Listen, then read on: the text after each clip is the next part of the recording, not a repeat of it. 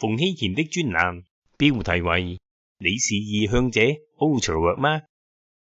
心理學家總喜歡發明新名詞，好讓大家安心地覺得自己被理解同歸類。呢兩日我認識咗一個新字，頗有共鳴，不妨介紹一下。內向 Introvert， 外向 Extrovert， 內外兼向 Ambivert。呢啲詞你應該耳熟能詳。有位叫卡明斯基嘅美國精神科醫生，今年又俾我哋創造一個新術語 Ultravert。Ultravert 呢個字係乜嘢意思呢？源自西班牙語個 ultra 意為其他 other，vert 嚟自拉丁文 vertere 則解作轉向，加起嚟嘅字面意思就係轉向其他他向，用嚟形容嗰啲對任何群體都缺乏歸屬感，永遠覺得自己係他者嘅局外人。此字問世不久，未有通行中譯，我姑且譯成異向者。異向者不覺得自己屬於邊一個圈子，亦不信任嗰啲基於抽象概念，好似政治意識形態、宗教信仰、種族身份等而形成嘅群體，因為佢哋認為呢啲概念僅存在於集體意識，並冇必要對佢哋無條件效忠。異向者既不社恐，亦不高傲。佢哋好樂意跟一二知己由夜深聊到天亮，但置身喺一個群體中嘅時候，卻總係提不起勁融入。卡明斯基本人亦係異向者，佢初次發現自身有呢個傾向，係童年時參加童軍嘅第一日，當時佢仲未想出 Ultravert 一字，只隱約覺得自己與別不同。卡明斯基回憶，其他孩子都好投入地念誓詞，充滿熱忱。但自己企喺嗰度，卻一啲感覺都冇。佢唔係叛逆，可能係清醒。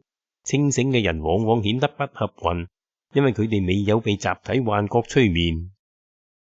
人類一直以嚟都太崇拜群體啦，團隊建設、社會榮譽、愛國精神，無時無刻告訴你，集體比個體更偉大。學校教育當然亦強調你要合群，融入社會，為群體作貢獻。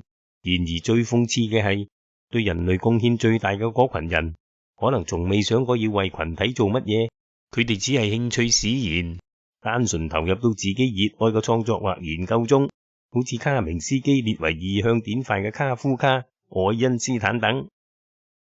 異向者因為不求他人認同，不必圍爐取暖，精神上反而有更多自由，可以仔細觀察、思考嗰啲被集體忽略嘅細節。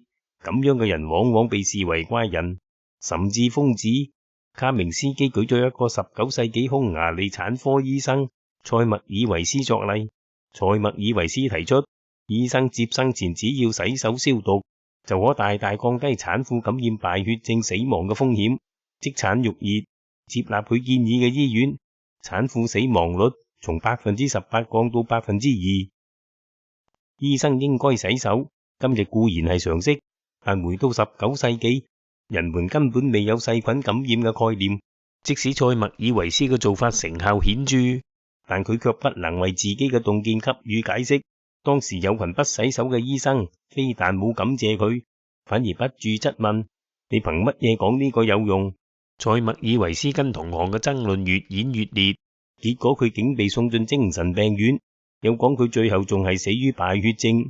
即係佢阻止產婦感染嘅嗰個病。歸屬感唔會帶嚟創意，只會造就妥協。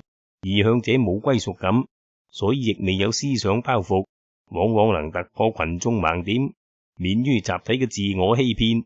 有時候就難免得罪全世界。值得慶幸嘅係，異向者有一個特權，就係唔怕被排斥，因為佢從未加入。美國隱世女詩人 Emily Dickinson有一首詩堪稱異向者嘅宣言，以下為第一節：The soul selects her own society, then shuts the door to her divine majority, present no more。靈魂自擇其伴，然後關上門，隔絕神聖嘅多數人，不再現身。今日世界不管身在何方，到處係集體嘅瘋狂，無論你內向外向，都喺社交平台嘅萬有引力下，被吸進一個又一個嘅圈子。